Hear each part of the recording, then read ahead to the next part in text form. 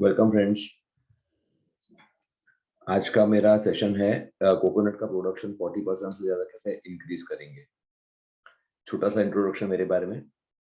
मेरा नाम समीर अलावादी है। मैंने पढ़ाई की है केमिकल इंजीनियरिंग और पोस्ट ग्रेजुएट डिप्लोमा किया मैनेजमेंट में। 22 साल का एक्सपीरियंस है मुझे एग्रीकल्चर के फील्ड का। मैं उत्कर्ष एग्रोकेम प्राइवेट लिमिटेड कंपनी का टेक्निकल डायरेक्टर हूँ। इस कंपनी में हम लोग 130 से भी प्लस नॉन पॉइजनस प्रोडक्ट्स बनाते हैं जो एग्रीकल्चर, हॉर्टिकल्चर, हाइड्रोपोनिक्स वगैरह में यूज होते हैं। ज्यादा डिटेल के लिए आप हमारी वेबसाइट देख सकते हैं www.utkarshagro.com। इन 22 सालों में मैंने एज ए कंसल्टेंट काम किया है, specialising in crops like banana, papaya, mango, pomegranate, sugar cane, chikoo, guava, vegetables, organic farming. मैं विजिटिंग फैकल्टी हूँ IIM जम्मू और EDI के में भी, जहाँ पे मैं एग्रीकल्चर रिलेटेड बात करता हूँ। और मेरी दूसरी कंपनी भी है ट्रीज वाले टेक्नोलॉजीज LLP, जिसका मैं पार्टनर हूँ और जिसमें हम लोग पेड़ बनाते हैं, पेड़ लगा के देते हैं, पेड़ उगा के देते हैं, ट्रांसप्लांट करके देते हैं, लैंडस्केपिंग करते हैं, लैंडस्केपिंग मेंटेन करके देते हैं। ज्यादा डिटेल के लिए आप हमारे वेबसाइट www.treeswala.com देख सकते हैं। दोनों कंपनियां हमारी सूरत स्थित हैं। आज हम लोग देखेंगे कि प्रॉफिटेबल फार्मिंग के लिए क्या क्या चीजें होती हैं, क्लाइमेट क्या होना चाहिए, सॉइल प्रोपोगेशन कैसे करते हैं, nutrient requirement, irrigation, intercropping, paste disease management, harvesting, yield, और इसके अलावा छोटी छोटी जो पॉइंट्स होते हैं जो प्रॉफिट लाने में मदद करते हैं, सारे के सारे कवर होंगे। क्लाइमेट, जो कोकोनट है वो एक ट्रॉपिकल प्लांट है, मतलब अपने जो इंडिया का है, और ज्यादातर 20 डिग्री नॉर्थ और 20 डिग्री साउथ लैटिट्यूड के बीच में उगता है। आदर्श टेम्परेचर जो ग्रोथ और यील्ड के लिए है वो 27 प्लस माइनस 5% है, मतलब 22 से लेकर 32 के बीच में। और ह्यूमिडिटी अगर 60 से ज्यादा ज्यादा परसेंटेज ज्यादातर समय रहती है तो वो बहुत ज्यादा अनुकूल है। जो कोकोनट है वो बहुत सारी वाइड रेंज इंटेंसिटी और डिस्ट्रीब्यूशन जो बरसात का होता है उसको सहन कर सकता है, लेकिन वेल डिस्ट्रीब्यूटेड पूरे अगर डिस्ट्रीब्यूशन के साथ में अगर पूरे साल 200 सेंटीमीटर तक अगर बरसात गिरती है तो बहुत अच्छा ग्रोथ और यील्ड अच्छी आती है। जहाँ पे भी बरसात ये अनइवन है तो वहां पर अपने को इरिगेशन प्रोवाइड करना पड़ेगा, क्योंकि it is a water loving plant.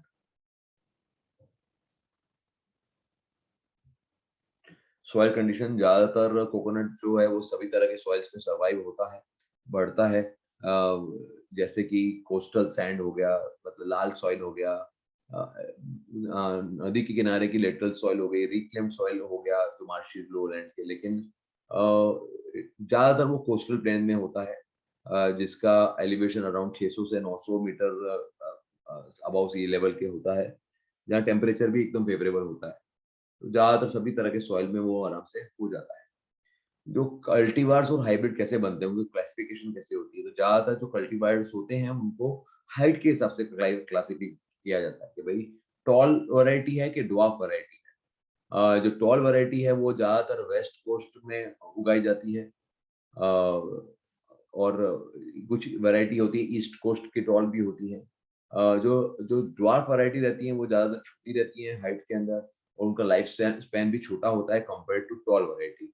ऐसे वैरायटीज को अलग अलग तरह से इस तरह से भी जाना जाता है कि tall dwarf variety, dwarf tall variety, इस तरह के दो इंपॉर्टेंट हाइब्रिड भी बनाए गए हैं जो उस कॉम्बिनेशन दोनों के अच्छे गुण धर्म लेके बनाए गए हैं, और इनको ध्यान में रख के सब वैरायटीज बनाई गई हैं। ये बेसिक क्लासिफिकेशन है, और इसके अलग अलग यूनिवर्सिटी के संशोधन के हिसाब से अलग अलग वैरायटीज होती हैं अवेलेबल।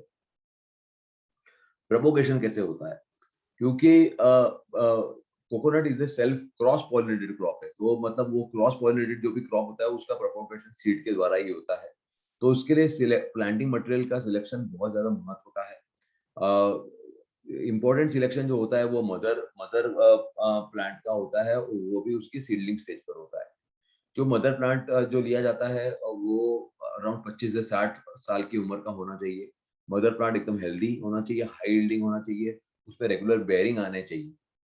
जो भी इन इनमेच्योर डेवलप्ड सीड नट जो हैं वो कभी भी नहीं लेना चाहिए, फुल्ली मैच्योर ही लेना चाहिए। सीडलिंग की जो नर्सरी होती है उसका सिलेक्शन भी बहुत ज्यादा इंपॉर्टेंट रहता है। जो नॉर्मली जो नट्स होते हैं उनका हार्वेस्टिंग सीडलिंग के लिए जनवरी से अप्रैल के बीच में किया जाता है। तो सीडलिंग जो लेते हैं उन वो एकदम हेल्दी होनी चाहिए, उसके कम से कम 5 से 6 पत्ते होने चाहिए, जब वो 1 साल की उम्र का हो। लीव्स जो होते हैं वो स्प्लिट होने चाहिए। जो सीडलिंग की जो गर्थ रहती है वो कॉलर एरिया के ऊपर वो सेम होनी चाहिए, बड़ी छोटी नहीं होनी चाहिए, और उसके अराउंड 5 से 6 रूट्स आए हुए होने चाहिए।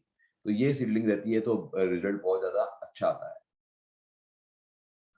सीड का ट्रीटमेंट नॉर्मली केमिकल ट्रीटमेंट करने जाते हैं तो अपने को मैनकोजेब और बाविस्टिन कार्बेंडिज़म जिसको बोलते हैं उसका 1.5 से 2 ग्राम प्रति लीटर पानी के हिसाब से पानी बनाया जाता है। वो 15 से 20 मिनट के लिए उसको बोड़ा जाता है। अगर अल्टरनेटिवली अगर आप ऑर्गेनिक का ट्रीटमेंट कराना चाहते हैं तो 3 ग्राम प्रति किलो सीड जो लेते हैं तो उसमें आप ट्राइकोस्पी, उत्कृष्ट ट्राइको जो ट्राइकोडर्मा विरिडी रहता है उससे आप सीड ट्रीटमेंट आराम से कर सकते हैं। साइट का सिलेक्शन अ, जो भी सिलेक्ट कर रहे हैं तो वो शैलो सॉइल नहीं होनी चाहिए, मतलब वो गहराई वाली होनी चाहिए जिसके लिए पत्थर हो, लो लाइंग एरिया हो जहाँ पे पानी भरता हो और वहाँ पे जहाँ चिकनी मिट्टी हो, तो ऐसी सब जगह को आपको अवॉइड करना है। ऐसी जगह सिलेक्ट करनी है कि जहाँ पर मॉइस्चर एकदम बराबर मिलता हो और वेल डिस्ट्रीब्यूटेड रेनफॉल हो, और या अगर रेनफॉल बराबर नहीं है तो इरिगेशन की फैसिलिटी बराबर हो, खास करके पानी लगाने से पहले। और जब अगर बारिश नहीं गिरे तो इरिगेशन अवेलेबल हो, ऐसी साइट को सिलेक्ट करना है।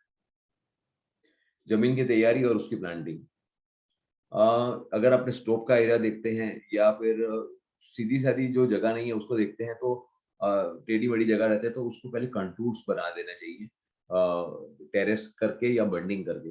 लो लाइंग माउंट्स जो होता है वो बनाने चाहते हैं, लो लाइंग माउंट बनाते हैं प्लांटिंग साइट पर जिसकी हाइट कम से कम 1 मीटर होनी चाहिए पानी, ताकि वो पानी उस पे नहीं भर जाए। जहाँ पर रिक्लेम्ड ज़मीन है, कायल एरियाज़ है, तो सीडलिंग जो होते हैं उनको फील्ड के बंड्स में लगाया जाता है। लोमी सॉइल है, लोमी मतलब रेती वाली और आपने येलो सॉइल है, तो वहाँ पर जहाँ पर लो वाटर टेबल है, तो वहाँ पर जो पिट का साइज़ है, खड्डा जो करते हैं वो 1 metre by 1 metre by 1 metre का रिकमेंड किया जाता है। जो लेटराइट सॉइल है जिसके नीचे अपने को पत्थर देखने को मिलते हैं, तो उसमें बड़ा खड्डा करने की ज़रूरत रहती है, around 1.2 metre by 1.2 metre by 1.2 metre. जहाँ रेताल ज़मीन है आराम से अंदर जा सकता है, तो उसमें बड़ा खड्डा करने की ज़रूरत नहीं है, वहाँ पर आपको 0.75 metre by 0.75 metre by 0.75 metre करना है। तो इस तरह से खड्डा का हो जाता है। स्पेसिंग का क्या स्पेसिंग रखनी है, क्या सिस्टम होना चाहिए, तो अगर आप ट्रायंगल सिस्टम में बना रहे हैं, तो ट्रायंगल के अंदर 7.6 मीटर हर एक के बीच में रखने की ज़रूरत है। अगर आप स्क्वायर बना रहे हैं, स्क्वायर सिस्टम के अंदर कर रहे हैं, तो रो और कॉलम दोनों के बीच में 7.6 मीटर या 8 बाय 8 मीटर या 9 बाय 9 मीटर रखते हैं, डिपेंडिंग ऑन द वैरायटी। अगर आप सिंगल रो ही कर रहे हैं, तो 6.5 मीटर का अंतर रखना है 2 रो के बीच में, 6.5 से लेकर 9 मीटर के बीच में। तो 6.5 मीटर का 2 पौधों के बीच में का रखना है। अगर आप डबल हेज सिस्टम कर रहे हैं, जिसको पेयर ऑफ सिस्टम भी कहा सकते हैं, तो उसमें 6.5 2 रो के बीच में 6.5 मीटर का करना है। और 9 मीटर 2 पेड़ के बीच में रखना है। अभी 2 कोकोनट 2 6.5 के बीच में और 2 जो पेड़ है उसके बीच में 9 मीटर का डिस्टेंस अपने को रखना है। प्लांटिंग सीज़न नॉर्मली जो सीडलिंग होता है उसको साउथ वेस्ट मानसून की जब शुरुआत होती है उसके उस समय ट्रांसप्लांट करना चाहिए। अगर इरिगेशन फैसिलिटी अवेलेबल है तो ये एडवाइजेबल है कि प्लांटिंग 1 महीने पहले अगर कर लेते हैं मानसून शुरू होने से पहले, तो सीडलिंग को एकदम उसका एस्टैब्लिश अच्छा हो गया होगा और उसको अच्छा बरसात का पानी मिलेगा, क्योंकि बरसात की पानी की क्वालिटी बहुत ज़्यादा अच्छी होती है। प्लांटिंग क्या बोलते हैं, नॉर्थ ईस्ट मानसून से पहले भी किया जा सकता है। लो लाइंग अगर एरिया है तो उसमें पानी भरने का डर रहता है बरसात के अंदर, तो ट्रांसप्लांटिंग मानसून खत्म होने के बाद भी कर सकते हैं, जहाँ पे पानी बहुत ज़्यादा भरता हो। तो जब तक अगला मानसून आएगा तब तक वो प्लांट अपना सेट हो चुका होगा। प्लांटिंग के पहले क्या करना चाहिए? तो प्लांटिंग से पहले जो खड्डा किया है तो उसको टॉप सोइल से भरना चाहिए, एंड और उसके अंदर काऊ डंग का कंपोस्ट अराउंड 50 टू 60 सेंटीमीटर जितना भरना चाहिए। उसके बाद में एक छोटा सा खड्डा होता करते हैं ताकि वो जो नट रहता है, जो सीडलिंग रहता है, वो उसके अंदर आराम से आ सके, इतना उसको जगह रखना चाहिए।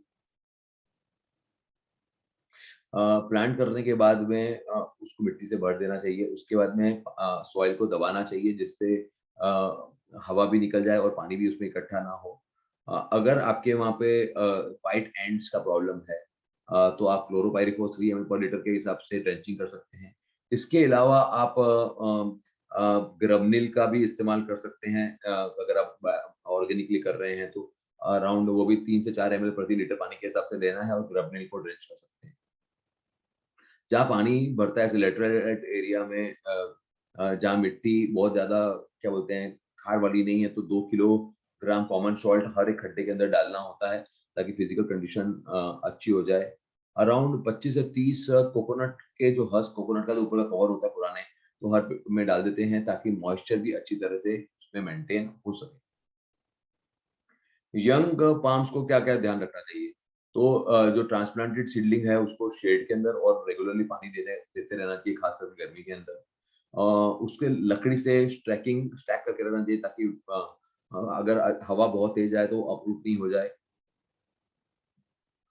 पहले 2 साल के लिए सीडलिंग को अराउंड 2 बार वीक के अंदर करना चाहिए, खास करके अगर ड्रम स स समर के टाइम पे। शेडिंग बहुत ज़्यादा ज़रूरी रहता है, अगर बहुत ज़्यादा ताप डायरेक्ट मिलता है तो पत्ते जलने के रहते हैं, तो शेडिंग करना ट्रांसप्लांटेड सीड्स के लिए बहुत ज़्यादा ज़रूरी है। Manuring and fertiliser.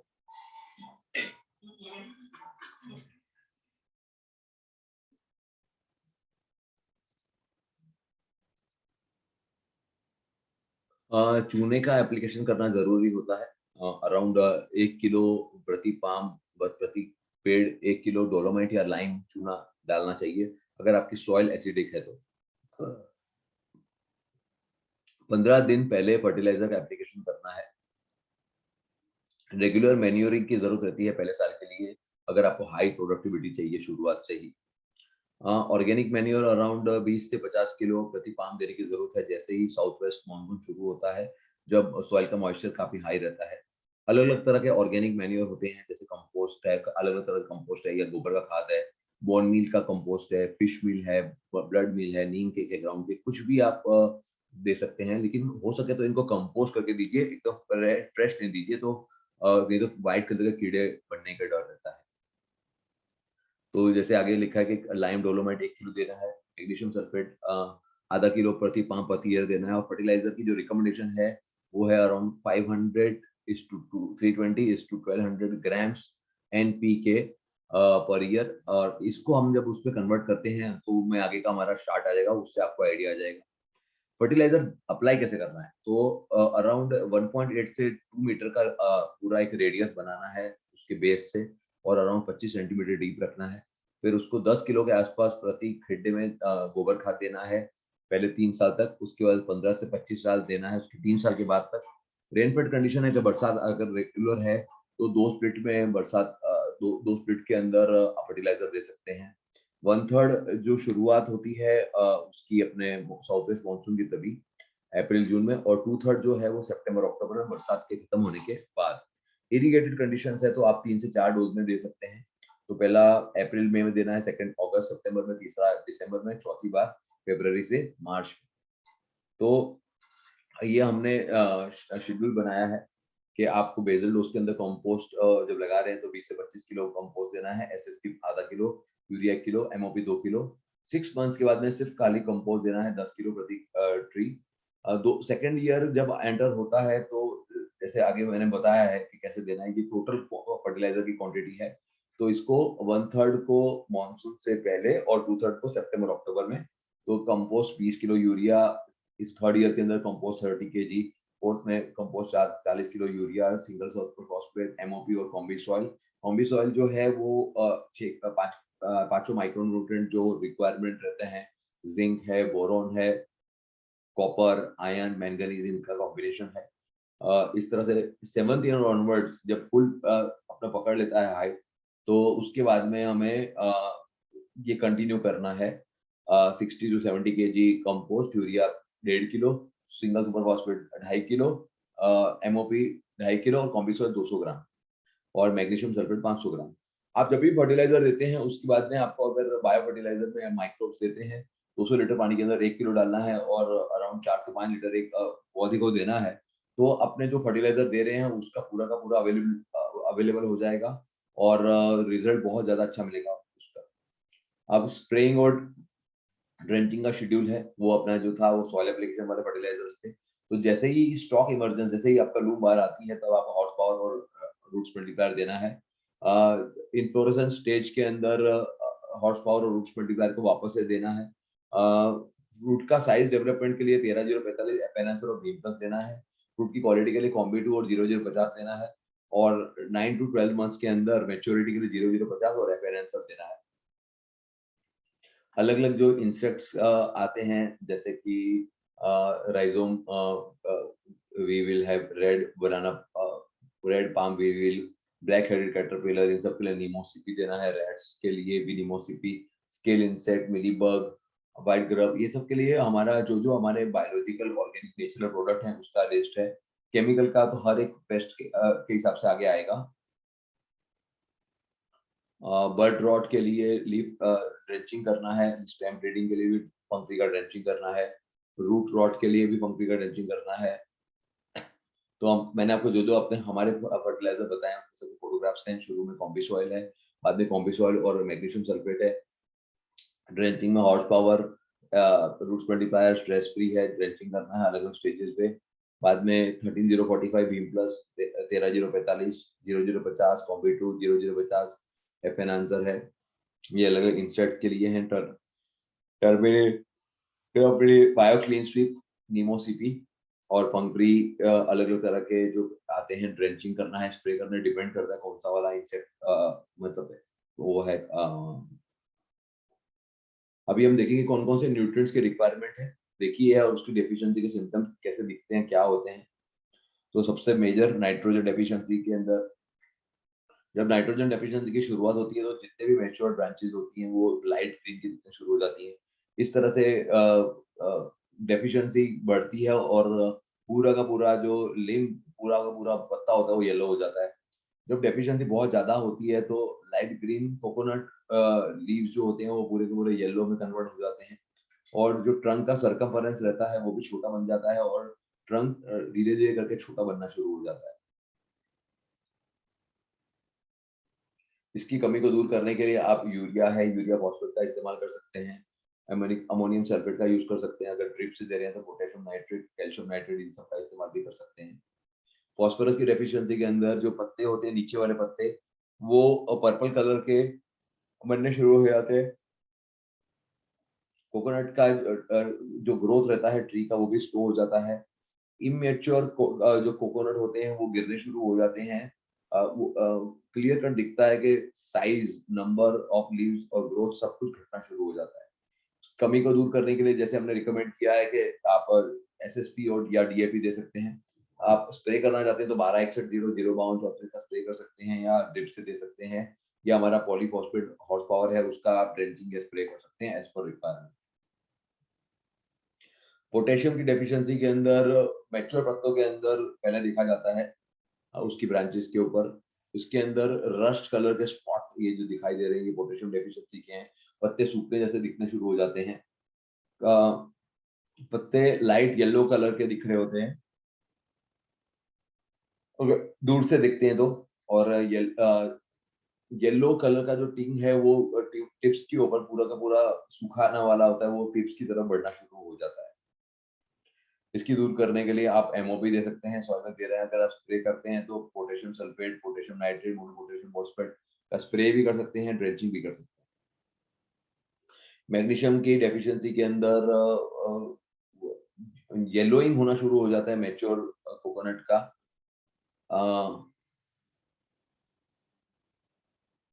जब अपने देखते हैं कि येलो लीव्स दिखाई दे रहे हैं तो ग्रीन पट्टी बीच में दिखाई देती है और दोनों साइड पर येलो दिखाई देता है। सिमिलरली जो येलो लीफ होता है वो साइड से हरा दिखाई देता है और बाद में उसके पास में पीला दिखाई देता है। ये देख सकते हैं आपके, ये आगे का भाग जो है वो ग्रीन है पीछे का भाग है वो पूरा का पूरा येलो है। इसकी कमी को दूर करने के लिए आप जमीन में मैग्नीशियम सल्फेट दे सकते हैं, मैग्नीशियम नाइट्रेट दे सकते हैं, या स्प्रे कर सकते हैं मैग्नीशियम एडीटी का, या मैग्नीशियम सल्फेट या मैग्नीशियम नाइट्रेट का स्प्रे भी कर सकते हैं। सल्फर की कमी के अंदर जो होते हैं पत्ते होते हैं वो येलोइश ग्रीन या येलोइश ऑरेंज बनने शुरू हो जाते हैं। पुराने पत्ते ग्रीन रहते हैं, जो पत्ते रहते हैं वो नीचे की तरफ झुकने शुरू हो जाते हैं, स्टेम्स वीक बननी शुरू हो जाती है। पुराने पाम्स के अंदर लीव्स का साइज और नंबर दोनों घटने शुरू हो जाते हैं।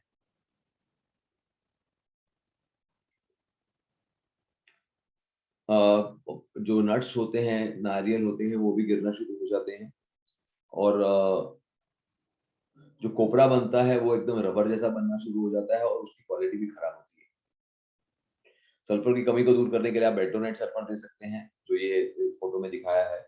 लाइम सल्फर दे सकते हैं, जो लिक्विड सल्फर बोलते हैं। सल्फर WDG दे सकते हैं। अगर आप हर तरह के माइक्रोन्यूट्रेंट दे रहे हैं, मैग्नीशियम सल्फेट दे रहे हैं, तो उसके अंदर सल्फर आता है, तो सल्फर की नॉर्मली कमी देखने को नहीं मिलेगी। बोरॉन की कमी के अंदर नॉर्मली जो नए पत्ते रहते हैं उसमें पहले दिखाई देने शुरू होती है। ये पत्ते टेढ़े-मेढ़े हो जाते हैं, पत्ते मुड़ने शुरू हो जाते हैं, उनकी शेप बिगड़ जाती है, ज़िगज़ैग पैटर्न आ जाता है। तो सब, और जो फल होते हैं उनका साइज़ भी छोटा होना शुरू हो जाता है। ये सब अगर हैं, तो आप समझ लीजिए कि ये बोरॉन की कमी है। बोरॉन की कमी को आप दूर करने के लिए बोरेक्स जो है ज़मीन में दे सकते हैं, 10.5% उसके अंदर बोरॉन आता है। अगर आपको स्प्रे करना है या ड्रेंचिंग करना है तो डाइसोडियम ऑक्टाबोरेट है, कैल्सीबोरॉन है, या एफेनेंसर, इसके 2% बोरॉन आता है, तो वो भी आप कर सकते हैं। जिंक की कमी के अंदर नॉर्मली जो भी नया पत्ता आता है वो मैंगनीज की कमी वाला दिखाई देता है। जैसे-जैसे डेफिशिएंसी आगे बढ़ती है तो नए पत्ते जो भी निकलते हैं वो पीले निकलना शुरू हो जाते हैं और बिखरे हुए रहते हैं। ये बिखरे हुए की वजह से पत्तों की कर्लिंग शुरू हो जाती है, जिसकी वजह से पेड़ हेल्दी दिखाई नहीं देता, जैसे ये दिखाई दे रहा है। जिंक की कमी को दूर करने के लिए आप जिंक सल्फेट दे सकते हैं या जिंक एडीडी का स्प्रे भी कर सकते हैं।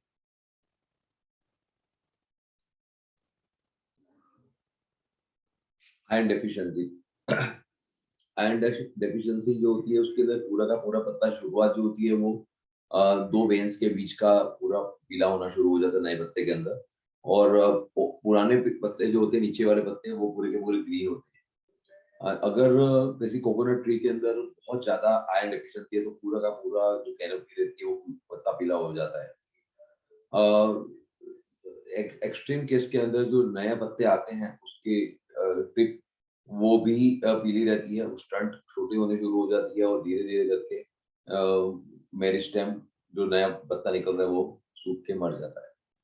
आयरन की कमी को दूर करने के लिए आप जमीन में दे सकते हैं फेरस सल्फेट।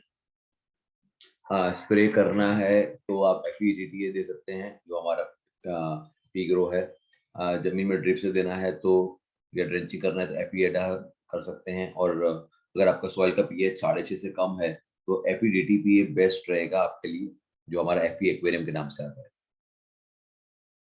कैल्शियम डेफिशिएंसी, जो नए पत्ते रहते हैं वो नॉर्मली छोटे साइज के होने शुरू हो जाते हैं। वेन्स के बीच में पीलापन दिखना शुरू हो जाता है, ये जैसे ये आप देख रहे हैं। लीफ मार्जिन के बीच में रस्ट जैसा दिखाई देना शुरू हो जाता है, डॉट्स। पत्ते रोल होने शुरू हो जाते हैं, टेढ़े-मेढ़े होने शुरू हो जाते हैं। नॉर्मली कैल्शियम की कमी एसिडिक सॉइल में ज़्यादा देखी गई है। अगर आपकी सॉइल का, इसलिए शुरू में बताया था, जहाँ पे भी एसिडिक सॉइल है, वहाँ पर आपको शुरू में चूना यूज़ कर रहे हैं, क्योंकि उसके अंदर कैल्शियम आ जाता है और कैल्शियम की कमी दूर हो जाती है। कैल्शियम की कमी को दूर करने के लिए आप कैल्शियम नाइट्रेट का स्प्रे कर सकते हैं, कैल्शियम एडीटी का स्प्रे कर सकते हैं, कैल्सीबोरॉन, एफेनेंसर का स्प्रे, ड्रेंचिंग सब कुछ कर सकते हैं। कॉपर डेफिशिएंसी के अंदर जो नई लीव्स होती हैं वो ब्लूइश कलर के होने शुरू हो जाते हैं। रोलिंग शुरू हो जाता है टर्मिनल लीव्स का। लीफ ग्रे कलर के बनने शुरू हो जाते हैं और उसके अंदर फ्लावरिंग भी नहीं आता है। तो कॉपर की कमी को दूर करने के लिए आप कॉपर सल्फेट दे सकते हैं या कॉपर EDTA का स्प्रे कर सकते हैं। जमीन में कॉपर सल्फेट दे सकते हैं। मैंगनीज डेफिशिएंसी के अंदर जो नए से नए पत्ते होते हैं, वो एकदम पीले पड़ने शुरू हो जाते हैं। जैसे डेफिशिएंसी आगे बढ़ती है नए पत्ते पीले दिखने शुरू हो जाते हैं और वो पूरे के पूरे विदर हो जाते हैं। विदरिंग की वजह से कर्लिंग शुरू हो जाती है और उसकी वजह से प्लांट जो है वो बीमार जैसा दिखाई देने लग जाता है। मैग्नीशियम की कमी को दूर करने के लिए आप जमीन में मैंगनीज सल्फेट दे सकते हैं या मैंगनीज EDTA का स्प्रे या ड्रेंचिंग कर सकते हैं।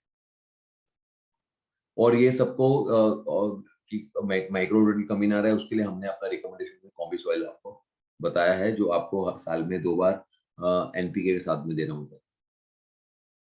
अभी देखते हैं कि प्रोडक्शन ऑफ बैरन नट्स का एक प्रॉब्लम देखा गया है। बैरन नट्स का प्रॉब्लम जो होता है वो बहुत पुराना है। कुछ ही पेड़ के अंदर प्लांटेशन के अंदर जहाँ पर बहुत बड़ी संख्या के अंदर होते हैं, तो कुछ ही पेड़ के अंदर बड़ी संख्या के अंदर बैरन नट्स बनते हैं। जो बैरन नट्स होते हैं वो नॉर्मली उनकी शेप जो होती है वो लंबी होती है और उनका जो हस्क की क्वांटिटी होती है वो बहुत ज्यादा होती है कंपेयर टू नट। नट बहुत छोटा होता है। एम्ब्रियो जो नट वाला भाग जो होता है वो नॉर्मली एब्सेंट होता है या एकदम छोटा सा होता है। अ, अगर नट प्रेजेंट होता है तो वो अलग अलग स्टेज के अंदर सड़ रहा होता है। कई बार फंगल का इन्फेक्शन भी देखा गया है, जिसकी वजह से कर्नल सड़ना शुरू हो जाता है और पानी अंदर का पानी भी सूख जाता है। बैरन नट के अंदर क्रैकिंग जो होता है नट का वो शेल का वो बहुत कॉमन दिखा गया है। बैरन नट का जो प्रॉब्लम है वो मेजर जो रहता है, एक होता है तो फर्टिलाइजेशन जो आपको मैंने बताया उसका अगर डिफेक्टिव है, ज्यादा है, कम है तो एम्ब्रियो का मालफॉर्मेशन होता है। न्यूट्रिशनल डेफिशिएंसी की वजह से होता है और बहुत सारा बेरिंग एक साथ में आ जाए तो भी होता है। इरिगेशन, कोकोनट को पानी रेगुलर बहुत देना जरूरी है। समर के अंदर अराउंड 50-40 लीटर पानी हर वीक अगर देते हैं तो रिसर्च बताती है कि यील्ड 50% से ज्यादा बढ़ जाती है।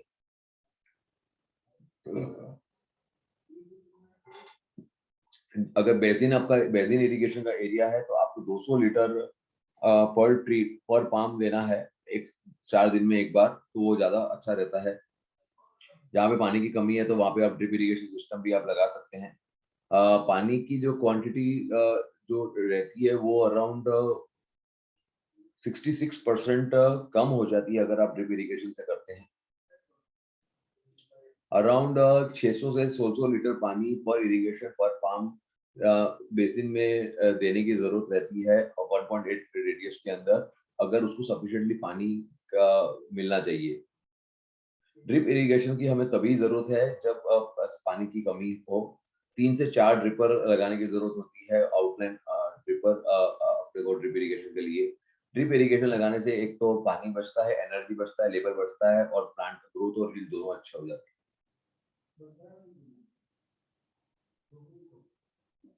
अभी देखेंगे इंटरक्रॉपिंग, मिक्स क्रॉपिंग, ये टॉपिक रहेगा। पौधे की क्या उम्र है, क्या साइज का है और उसका ओरिएंटेशन कैसा है उसके ऊपर डिपेंड करेंगे कि इंटरक्रॉपिंग में क्या करेंगे।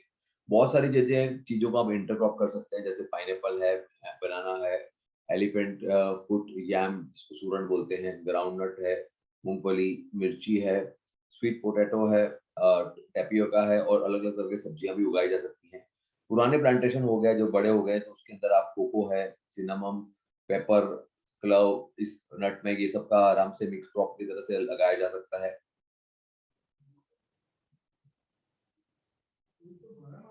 अगर आप कोई भी एडिशनल क्रॉप लगा रहे हैं तो उनका फर्टिलाइजर आपको अलग से देना रहेगा कंपेयर टू जो भी हमने रिकमेंड किया कोकोनट के हिसाब से। कोकोनट को के जो मेन रहता है उसका फर्टिलाइजर जितना हमने रिकमेंड किया उतना देने का जरूरी ही है। मिक्स क्रॉपिंग के अंदर अपने बनाना, पपैया, पाइनएप्पल, मैंगो, जैकफ्रूट ये सब भी ले सकते हैं। जो छोटे फार्मर रहते हैं वो देखा गया कि ये सब करते हैं। ऐसा भी काफी लोग प्रयत्न कर रहे हैं कि रबर को उगाया जाए, रबर के पेड़ उगाए जाए कोकोनट के बीच में। साथ में जैसे मैंने पिछली स्लाइड में बोला कि क्लव है, नटमेग है, सिनेमम है, ये भी इंट्रोड्यूस किया गया है। और 4 कोकोनट के बीच में 7.5 मीटर के अंतर पर अराउंड ये सब उगाया जाता है। कॉफी को भी उगाने की ट्राई कर रहे हैं। फॉरेस्ट की स्पीशीज को भी बीच में उगाने की प्रयत्न किया जा रहा है। नॉर्मली मिक्स क्रॉप को कई लोग उसको इग्नोर करते हैं क्योंकि उनको ऐसा लगता है कि कोकोनट के साथ में कंपटीशन शुरू हो जाएगा मॉइस्चर के लिए। स्ट्रेस लेवल भी बढ़ जाता है, सनलाइट की भी कमी पड़ सकती है, पेस्ट और इंसेक्ट का भी हो जाता है, इसलिए काफी लोग इसको इग्नोर भी करते हैं। और क्रॉप का जो सिलेक्शन रहता है वो इस तरह से लेना चाहिए ताकि कोकोनट का जो शेड पड़ रहा है वो उसको उसके ऊपर असर नहीं हो रही हो और कोकोनट का ग्रोथ भी कहीं भी किसी कारण से नहीं अटके। मल्टीपल क्रॉपिंग सिस्टम को भी अडॉप्ट कर सकते हैं, जैसे कई लोग करते हैं कि कोकोनट के साथ में बनाना है, साथ में सिरगोसिन, भिंडी, ये बहुत अच्छा ईस्टर्न रीजन के अंदर ये सब चीजें 4 चीजें साथ में उगाई जाती है। बनाना, पेपर, कोको, नटमेग, वेनिला ये भी एक साथ में उगाने का प्रयत्न किया है वेस्टर्न रीजन के अंदर। आप कुछ भी अगर करते हैं तो उसके अंदर पानी की क्वांटिटी, मैन्योर, फर्टिलाइजर सबको एडिशनली देने की जरूरत है अगर इंटरक्रॉपिंग कर रहे हैं। अगर आप पेरिनियल्स कर रहे हैं तो आप कोकोनट में पेपर, क्लव, लेमन ग्रास, सिनामम कर सकते हैं। अगर आप एन्यूल्स कर रहे हैं तो साथ में चावल है, मक्का है, ग्राउंडनट, मूंगफली है, ginger, turmeric, chilli, yam, red gram, ये सब चीजें आप कर सकते हैं। रबी के सीजन के अंदर आप ये खरीफ के सीजन की सब चीजें होगी। रबी के अंदर आप तिल है, हॉर्स ग्राम है, रेड ग्राम है, वेजिटेबल्स है, काउपी है, स्वीट पोटैटो, बनाना, ये सब कर सकते हैं और समर के अंदर आप आराम से सब्जियां उगा सकते हैं। मिक्स फार्मिंग के अंदर आप घास चारा भी उगा सकते हैं, जैसे हाइब्रिड नेपियर है या गिनी ग्रास है। तो ये 1 हेक्टर के अंदर अगर अपने उगाते हैं तो अराउंड 3 से 4 जानवरों का घास चारा आराम से हो जाता है। और ये जब जानवरों को खिलाते हैं तो वो इतना अपने को कैटल मैन्योर मिल जाता है कि वो अगर हम गोबर खाद के कंपोस्ट डालते हैं तो उसकी वजह से सॉइल की फर्टिलिटी भी अच्छी होती है और प्रोडक्टिविटी भी बढ़ जाती है। तो ये जानवर को अपने अगर काऊ बफेलो रखते हैं तो उससे डबल फायदा होता है। अभी अपन देखेंगे कि इंटरकल्चरल ऑपरेशंस जो भी अपनी पिट रहती है वो एकदम खरपतवार, वीड से मुक्त रहनी चाहिए, बार बार उसको दूर करते रहना चाहिए। कॉलर सीड के आजू बाजू में जो भी है उसको सॉइल को भी दूर रखना चाहिए। जैसे सीडलिंग बड़ा होता है और स्टेम बड़ा होता है तो साइड से उसको सॉइल्स को भरते रहना चाहिए। इंटर कल्टीवेशन अगर हम रेगुलरली करते हैं तो वीड्स को भी दूर रखता है और सॉइल का भी हवा अंदर अच्छी तरह जाती है। किसी भी तरह का टीलेज अगर प्रोवाइड कर देते हैं, प्लाउइंग है कि खोद रहे हैं कि रेकिंग कर रहे हैं या माउंट बना रहे हैं, तो वो मल्चिंग, सॉइल मल्चिंग का भी काम करता है, वीड्स को भी कंट्रोल करता है, डिपेंड करता है लोकेशन में। जो दो नारियल के बीच की जगह होती है, इंटर स्पेस जो रहती है, उसे साल में 2 बार प्लाउ करना चाहिए। एक बार जून जुलाई में बरसात से पहले और एक बार दिसंबर जनवरी में। लेटराइट, सैंडी और रेड सॉइल के अंदर 2 प्लाउइंग या डिगिंग की जरूरत रहती है, मई से जून में, सितंबर अक्टूबर में, और एक बार रेकिंग की जरूरत रहती है जनवरी के अंदर, कि वो सॉइल एकदम सॉफ्ट रहती है, इसलिए उसके रेकिंग की जरूरत उसको ज्यादा पड़ती है। जहाँ पर पानी बहुत जल्दी से दूर जाता है तो उसमें माउंट बनाने की जरूरत रहती है सितंबर अक्टूबर में, और उसके बाद उसको लेवल की जरूरत रहती है, लेवल कर देना की जरूरत रहती है नवंबर दिसंबर में। ब्रॉड लीव्स जो बड़े रहते हैं उसको प्री इमर्जेंस स्प्रेइंग आप एट्राजिन की कर सकते हैं। पोस्ट इमरजेंस के अंदर आप ग्लाइफोसेट और अमोनियम सल्फेट के कॉम्बिनेशन में आप कर सकते हैं। अगर आपके पौधे बहुत ज्यादा बड़े हो गए हैं, ओल्ड एज में आ गए हैं, तो रीप्लांटिंग या अंडरप्लांटिंग करने की जरूरत रहती है। अगर उसको बहुत लंबे समय तक इग्नोर करते हैं तो उसका खराब असर आता है आपकी प्रोडक्शन के ऊपर। नॉर्मली ये प्लांटिंग तब प्रैक्टिस की जाती है जब 3 साल 3 से 4 साल हो गए हों पुराने प्लांट को निकाले हुए। अभी हम देखेंगे कि अगर आपके एरिया के अंदर रेगुलरली ड्रॉट आती है, सूखा पड़ता है, पानी की कमी रहती है, तो क्या-क्या करना चाहिए? तो एक है हस्क बरियल, मतलब कि आपने फ्रेश या ड्राइड जो कोकोनट का ऊपर का जो छिलका रहता है उसको हस्क बोलते हैं। तो उसके आस-पास करने से मॉइस्चर रिटेंशन बहुत अच्छा होता है, खास करके ड्रॉट जहाँ पर सूखा ज़्यादा पड़ता है। अ, जो हस्क होता है उसको या गोलाई में लगाया जाता है या पूरे के पूरे ट्रेंच में रखा जाता है, अराउंड 3 मीटर दूर रखा जाता है ट्रंक से। अ, और अराउंड 2 मीटर सर्कुलर एरिया के अंदर रखते हैं, तो 2 मीटर दूर रखते हैं ट्रंक से। जो ट्रेंच होती है उसको आधा मीटर जितना अच्छी तरह खोदा जाता है और हँस को रखने के बाद में उसे ऊपर की साइड फेस करके उसको फिर उसको बंद कर दिया जाता है। जो इसका बेनिफिशियल इफेक्ट रहता है वो अराउंड 5 से 7 साल तक रहता है। मतलब एक बार अगर आपने हँस रख दिया तो वो 5 से 7 साल तक उसको आपको रिजल्ट मिलता है। दूसरा, आप मल्चिंग कर सकते हैं सूखे पत्तों से या ग्रीन पत्तों से। मल्चिंग की वजह से ऑर्गेनिक मैटर ऐड होता है और सॉइल का टेम्परेचर भी कंट्रोल में रहता है। चूने का अगर ट्रंक के आसपास अराउंड 2 से 3 मीटर अगर शुरुआत में कर देते हैं तो वो भी अच्छा काम करता है। ये खास करके वापस से मैं बोल रहा हूँ कि एसिडिक सॉइल के अंदर बहुत ज़्यादा अच्छा रहता है। तीसरा, आप ग्रीन मैन्योरिंग कर सकते हैं। इसकी वजह से ऑर्गेनिक मैटर का कंटेंट बढ़ता है, सॉइल इरोजन भी रुकता है। ये सन हेम्प है, फिर टेफ्रोसिया है, ग्लिरिसिडिया है, कैलाम्पियम है, मिमोसा इंडिजिया, ये बहुत अच्छे रहते हैं, कोकोनट गार्डन के लिए रिकमेंडेड हैं। ग्रीन मैन्योर को अराउंड अप्रैल मई में लगाना होता है, अप्रैल मई की शुरुआत में, मानसून की शुरुआत में, और उसको अराउंड अगस्त सितंबर के अंदर उसको प्लाउ करके जमीन के अंदर गाड़ दिया जाता है। अभी हम देखेंगे अलग-अलग इंसेक्ट्स जो कीड़े लगते हैं उसके बारे में। सबसे जो सबसे जो नुकसानकारक इंसेक्ट है वो है राइनोसेरस बीटल। वो इस तरह का दिखाई देता है। अ, एडल्ट बीटल जो रहता है वो छेद करता है पत्तों के इस शुरुआत की साइड में, और इस तरह के बड़े-बड़े छेद हो जाते हैं।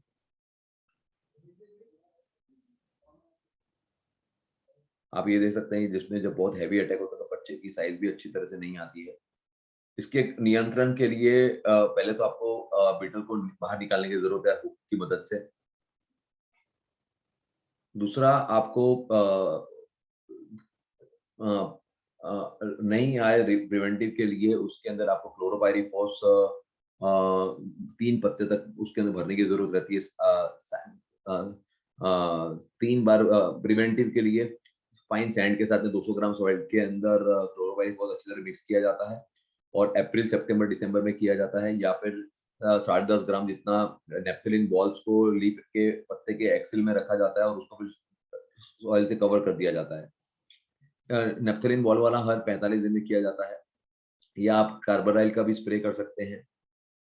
दूसरा, अगर जैविक कंट्रोल करना है तो उत्कर्ष का जो मेटारोज है, उत्कर्ष मेटारोज, उसको आप स्प्रे कर सकते हैं 250 एमएल और पानी के साथ में 750 एमएल में, और उसको पिट के अंदर डाल देते हैं। आप बायोक्लीनशिप का भी स्प्रे कर सकते हैं, ड्रेंच कर सकते हैं जहाँ पर है। दूसरा, जो भी एरिया है आपका उसको एकदम आपको सफाई रखना की ज़रूरत रहती है।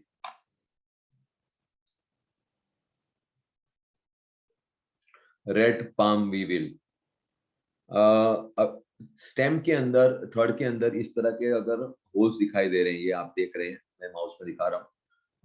और एक जाड़ा सा एकदम, मतलब क्या बोलते हैं, ऑयल जैसा ब्राउन लिक्विड अगर बाहर निकल रहा है, तो अपने कह सकते हैं कि ये रेड पाम वीविल अंदर है। कई बार एक अलग-अलग तरह की आवाज़ भी अंदर से आ रही होती है जब वो ग्रब्स खा रहा होता है, और वो सुनाई भी देती है। एडवांस स्टेज के अंदर पूरा का पूरा जो पत्ता रहता है वो पीला पड़ना शुरू हो जाता है। जो क्राउन रहता है वो गिरना शुरू हो जाता है और बाद में सूख जाता है और पूरा का पूरा पेड़ मर जाता है। इसके नियंत्रण के लिए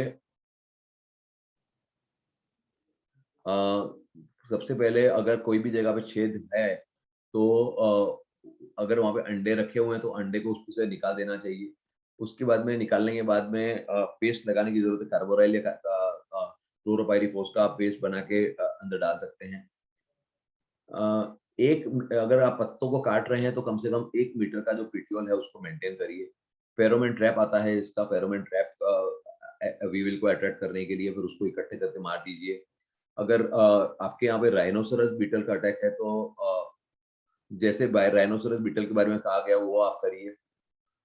अगर फंगिसाइड का इस्तेमाल करिए अगर आपके यहाँ लीफ रॉट या बर्ड रॉट देखा जा रहा है, क्योंकि जब वीविल जब अंडे देता है तो फंगस के भी चांसेस हो जाते हैं। अंदर इंजेक्ट करिए 1% कार्बोराइल का, मतलब 20 ग्राम प्रति लीटर पानी लीजिए और उसको उसके अंदर डालिए जहां पर होल है। बाद में उसको बंद कर दीजिए, क्या बोलते हैं, मिट्टी के साथ में और गोबर के साथ में। वापस जरूरत पड़े तो 1 वीक के बाद में वापस करिए। इवन आप नीम ऑयल का भी अंदर डालते हैं तो वो धीरे धीरे करके उसमें उसका नियंत्रण करने में मदद करता है। ब्लैक हेडेड कैटरपिलर, ये इस तरह ब्लैक हेडेड इसलिए बोलते हैं, उसका हेड जो है ब्लैक कलर का रहता है और बाकी का पोर्शन उसका ब्राउनिश कलर का रहता है। इसकी सीवियरिटी, मतलब ब्लैक हेडेड नॉर्मली जनवरी से लेकर मई में देखा गया है। जो कैटरपिलर रहता है वो ग्रीन मैटर के ऊपर, लोअर सरफेस के ऊपर ज्यादा देखा गया है।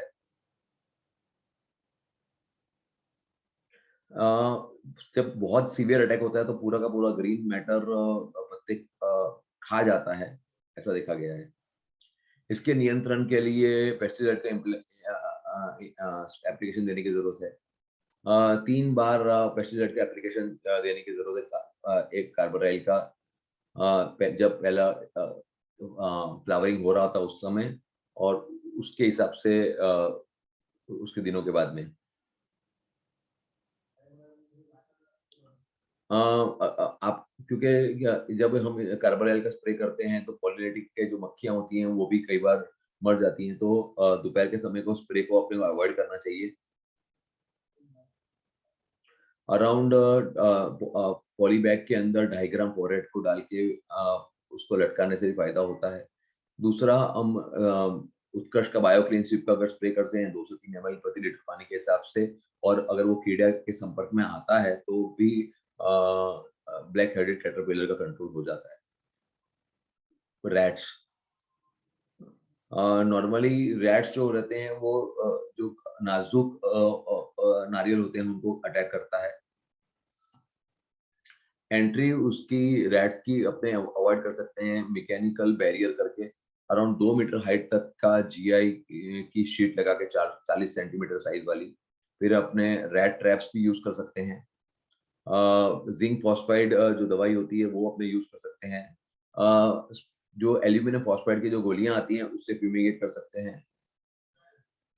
दूसरा, ब्रोमो डायोलिन के 30 ब्लॉक्स प्रति हेक्टर में रख सकते हैं, अराउंड हर 5 पाम में, हर 12 दिन में कर सकते हैं। ये प्रैक्टिस 2 से 3 बार करते हैं तो अपने चूहे की पॉपुलेशन घट जाती है।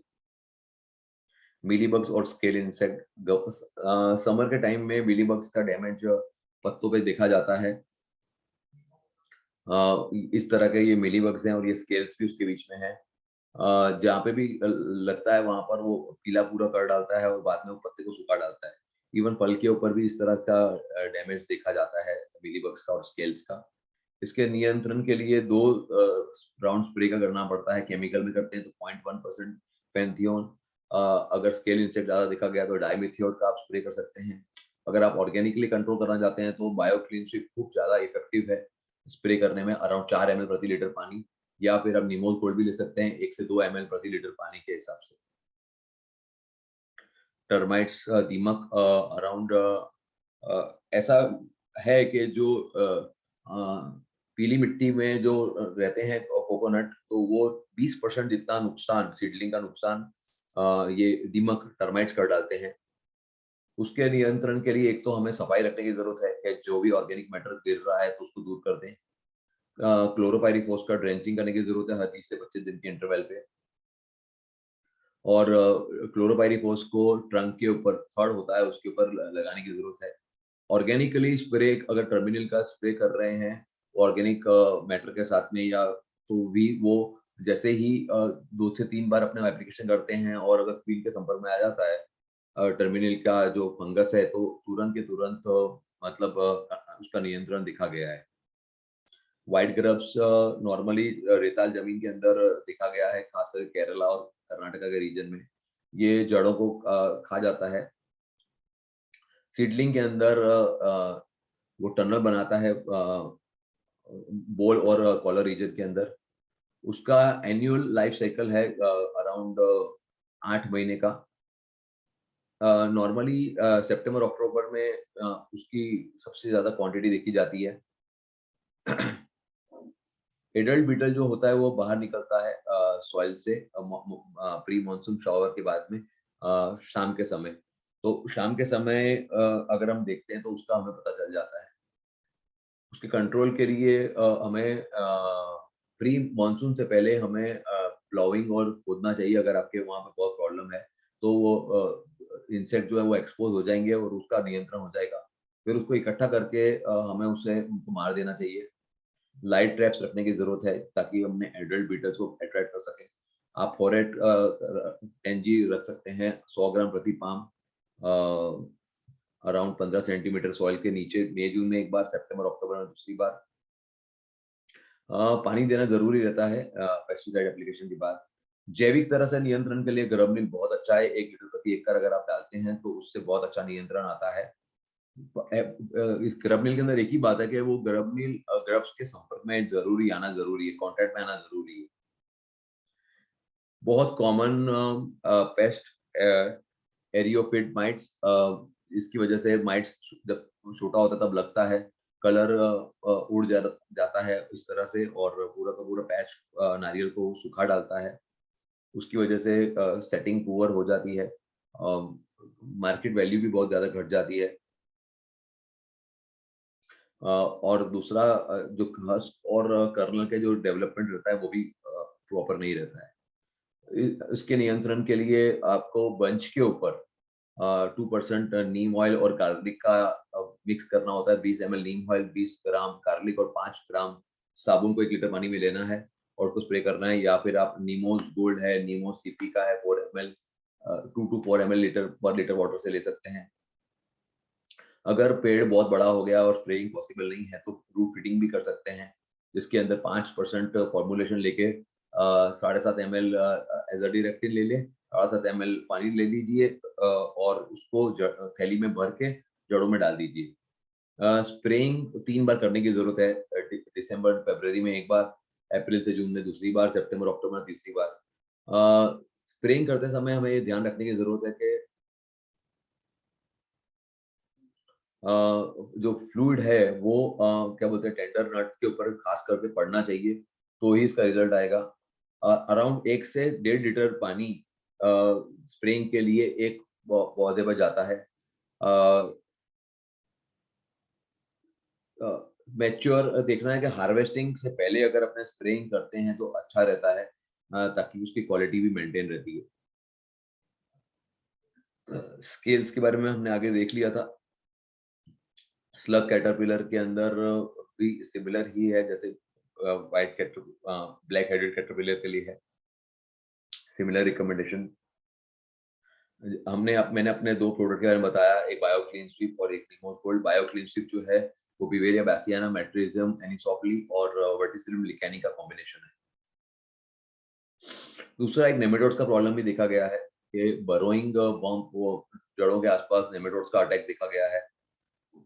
उसकी वजह से रूट सड़ने भी शुरू हो जाते हैं और काफी नुकसान होता है। इसके लिए आप आराम से निमेटोनिल का 1 लीटर प्रति एकड़ के हिसाब से रूट सिस्टम में ड्रेंचिंग करते हैं तो इसका बहुत फटाफट नियंत्रण हो जाता है, कंट्रोल हो जाता है। अभी हम देखेंगे अलग अलग तरह की डिजीज जो लगती हैं इसमें। बर्ड रॉट, जो ब्लैक स्पॉट्स आने शुरू होते हैं पत्तों के ऊपर, स्पिंडल लीव्स, ये स्पिंडल लीव्स के ऊपर। लेटर स्टेज के अंदर जो जो स्पिंडल रहते हैं, पत्ते रहते हैं, वो सूखने शुरू हो जाते हैं और सूख जाते हैं। जो टेंडर जो लीफ बेस रहता है, जो जो नाजुक पत्ता रहता है वो नरम होना शुरू हो जाता है। उस क्राउन की रॉटिंग शुरू हो जाती है और वो उसमें से गंदी स्मेल भी आनी शुरू हो जाती है। उसके बाद में पूरा का पूरा जो क्राउन है वो गिर जाता है और पूरा का पूरा पेड़ मर जाता है। इसके नियंत्रण के लिए आपने जो भी इन्फेक्टेड भाग होता है उसको दूर करिए और वहाँ पे बोडो मिश्रण लगाइए। बोडो मिश्रण का ये रेसिपी है कि 10 ग्राम कॉपर सल्फेट, 10 ग्राम क्विक लाइम मतलब चूना, उसको 500 मिली में डालना है और उसको अच्छी तरह हिला के बोडो मिश्रण बनाना है। 1% बोडो मिश्रण को ग्राउंड में लगाते हैं मई और सितंबर के अंदर अगर बार-बार प्रॉब्लम आ रही है तो। वो जो भी इन्फेक्टेड एरिया रहता है उसको कट करना है और उसको जला देना है जब उसको बचा नहीं पाते हैं। 2 से 3 स्प्रे अगर हम उत्कर्ष पंखी के करते हैं तो उससे भी अच्छा नियंत्रण होता है। बेसल स्टेम रॉट के अंदर एक फंगल डिजीज है जो कोकोनट की प्रोडक्शन के ऊपर भी असर करती है। बेसल रूट रॉट को उसको गैनोडर्मा बोनिनेंस भी कहा जाता है। इसके सिम्टम जो रहते हैं काफी बहुत मुश्किल पड़ता है उसका जानने के लिए कि क्या प्रॉब्लम है। बेसल स्टेम रॉट की वजह से जो फीमेल फ्लावर रहते हैं वो अनडेवलप्ड रहते हैं। फ्रूट की साइज फ्रूट भी छोटा बनता है और लंबा बनना शुरू हो जाता है और उसका शेप भी बराबर नहीं बनता है। हस्क बड़ा बनना शुरू हो जाता है। इसका नियंत्रण करने के लिए आप पंखुड़ी 1 लीटर प्रति एकड़ के हिसाब से हम ड्रेंचिंग करते हैं तो बेसल रूट रॉट बहुत आसानी से कंट्रोल हो जाता है। लीफ रॉट के अंदर जो पत्तों की धार रहती है वो काली होकर सिकुड़नी शुरू हो जाती है। धीरे-धीरे पेड़ वीक हो जाता है और यील्ड भी कम हो जाती है। इसके नियंत्रण के लिए आपको प्रॉपर अच्छी तरह मैन्योरिंग करने की ज़रूरत है। जो भी खराब एरिया है उसको दूर करने की ज़रूरत है। फंगिसाइड का सॉल्यूशन स्प्रे करने की ज़रूरत है। हेक्साकोनाज़ोल है या मैंकोजेब है, स्प्रे करने की ज़रूरत है। अगर आप जैविक तरह से नियंत्रण करना चाहते हैं तो उत्कर्ष का फंग देने की ज़रूरत है। फ्रूट रॉट जो इमैच्योर फल होते हैं उसके जो रॉटिंग होती है वो मेजर होता है। रॉटिंग सड़ने के बाद में फल नीचे गिरने शुरू हो जाते हैं। जहाँ जो स्टॉक वाला एरिया जहाँ पे स्टॉक का ये वाला एरिया जो रहता है कलर उसका उड़ना शुरू हो जाता है और बाद में पूरे के पूरे फल सड़ जाता है। इसके नियंत्रण के लिए आपको उत्कर्ष का फंग 2 से 3 ml प्रति लीटर के हिसाब से हम स्प्रे करते हैं तो नियंत्रण आ जाता है। लीफ ब्लाइट या ग्रे लीफ स्पॉट नॉर्मली ये मैच्योर लीव्स के बाहरी साइड में देखा गया है। पहले शुरू में छोटे-छोटे डॉट्स बनते हैं ये पत्तों के ऊपर। उसके बाद में पूरा का पूरा पत्ता सूख जाता है। कंट्रोल करने के लिए हमें पहले जो पुराने पत्ते हैं, इन्फेक्टेड पत्ते हैं उनको दूर कर देना चाहिए और उसके बाद में 1% बोरो मिश्रण का स्प्रे करना चाहिए। ड्रेनेज कंडीशंस अच्छी रहने चाहिए और पोटेशियम फर्टिलाइजर जैसे हमने रिकमेंड किया वो रेगुलरली उसको मिलना चाहिए। आप जैविक तरह से बायोलॉजिकली कंट्रोल के लिए यू कैन यूज उत्कर्ष पंक्ति एट 2 to 3 ml पर लीटर वाटर। ब्लीडिंग स्टेम के अंदर लाल रंग का ब्राउन लिक्विड निकलता है क्रैक्स के अंदर। उसकी वजह से पेड़ का जुस्सा जो होता है वो कम हो जाता है, बड़े-बड़े छेद होने शुरू हो जाते हैं।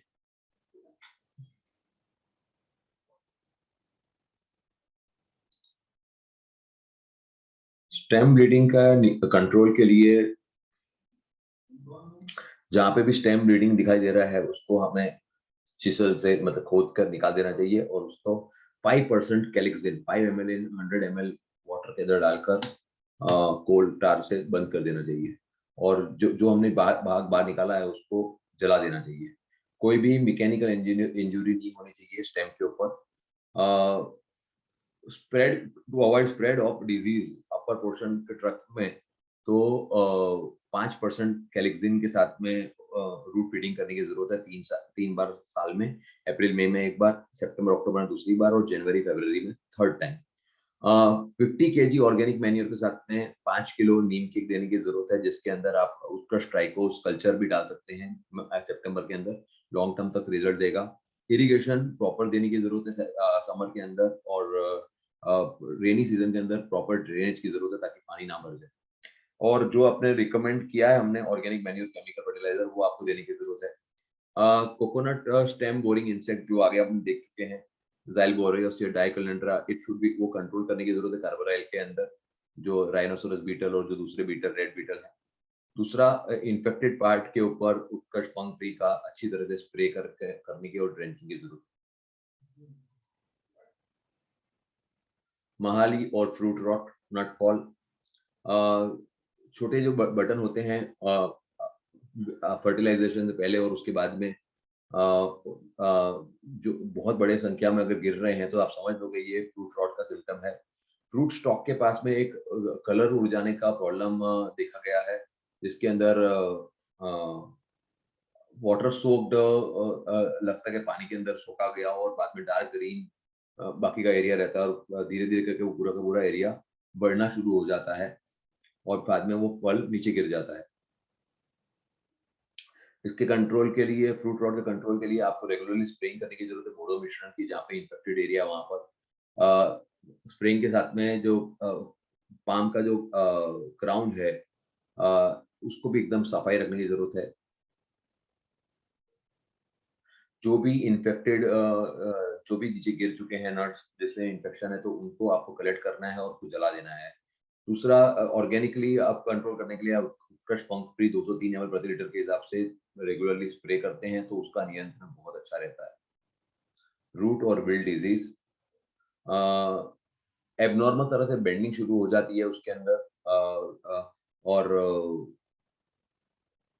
और बटन की शेडिंग, मतलब बटन जो होते हैं वो गिरना शुरू हो जाता है, पत्ते कम होने शुरू हो जाते हैं और धीरे धीरे प्रोडक्शन कम हो जाता है। इसके नियंत्रण के लिए जो भी रहता है, जिसमें भी डिजीज ज्यादा हो गया है, अनइकोनॉमिकल पाम हो गए हैं और जो भी 10 मिनट से कम दे रहे हैं तो उनको निकाल देने की जरूरत है। ग्रीन मैन्योर उगाने की जरूरत है आपको, जो जैसे आगे बताया था अप्रैल मई के अंदर, और उसको सितंबर अक्टूबर में दबा देने के लिए पानी 250 लीटर पानी प्रति वीक और हर एक देने की जरूरत है। इंटर मिक्सिंग क्रॉप देने की जरूरत है और ड्रेनेज फैसिलिटी बराबर बनाने की जरूरत है। और अगर आप ड्रेंचिंग कर रहे हैं तो ट्राइकोज या पंपरी का प्रति 1 लीटर प्रति एकड़ के हिसाब से ड्रेंचिंग करने की जरूरत है। तंजावुर विल्ट, फाइन नट्स जो होते हैं, छोटे छोटे नट्स होते हैं, वो सड़ने शुरू हो रहे होते हैं, सूख जाते हैं, येलो होकर नीचे गिर जाते हैं। इसके नियंत्रण के लिए बनाना को आप ऐसे इंटरक्रॉप में ले सकते हैं। जड़ों के अंदर कैलेक्सिन 3 महीने में एक बार दे सकते हैं ड्रेंचिंग में, या पंपरी का भी ड्रेंचिंग कर सकते हैं। नीम केक अप्लाई कर सकते हैं उत्कृष्ट ट्राइकोस के साथ में 5 किलो प्रति पाम पर ईयर। जो ऑर्गेनिक मैन्योर का रिकमेंडेड डोज है वो देना है। फ्लड इरिगेशन ज्यादा नहीं करना है और ड्रिप इरिगेशन से करना है। क्लीन कल्टीवेशन करना है और जो भी इन्फेक्टेड पार्ट रहते हैं उनको जला देना है।